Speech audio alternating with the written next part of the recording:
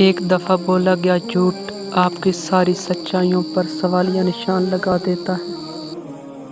وقت، دولت، رشتے، یہ وہ چیزیں ہیں جو ہمیں مفت میں ملتی ہیں، مگر ان کی قیمت کا تب پتہ چلتا ہے جب یہ کہیں کھو جاتی ہیں۔ رزق اور عزت کسی کے اپنے اختیار میں نہیں، اللہ تعالیٰ جسے چاہے دے دیتا ہے۔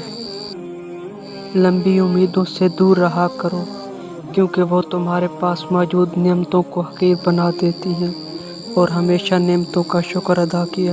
اچھے لوگوں کی مثال اس موم بتی کی مانند ہے جو خود تکلیف اٹھا کر دوسروں کو روشنی مہیا کرتی ہے، لہٰذا اکیلا بیٹھ کر کبھی سوچیے گا کہ آپ بھی اس موم بتی کی مانند ہیں۔ تنہا کل بھی تھے، آج بھی ہیں، مگر فرق صرف اتنا ہے کہ کل تنہا حیا کی تھی اور آج تنہائی بے حیائی کی ہے۔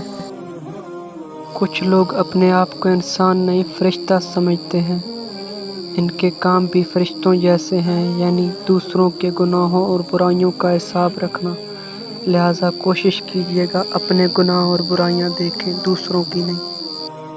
ماں باپ کے ساتھ تمہارا سلوک ایسی کہانی ہے جو لکھتے تم خود ہو لیکن تمہاری اولاد تمہیں پڑھ کر سناتی ہے۔ اگر یقین نہ آئے تو اپنے آس پاس دیکھ لیجیے گا۔ مومنوں کی محفل میں بیٹھا کرو، مومن کہلانا بہت آسان ہے، لیکن تنہائی میں بیٹھ کر خود کو مومن کروانا بہت مشکل ہے۔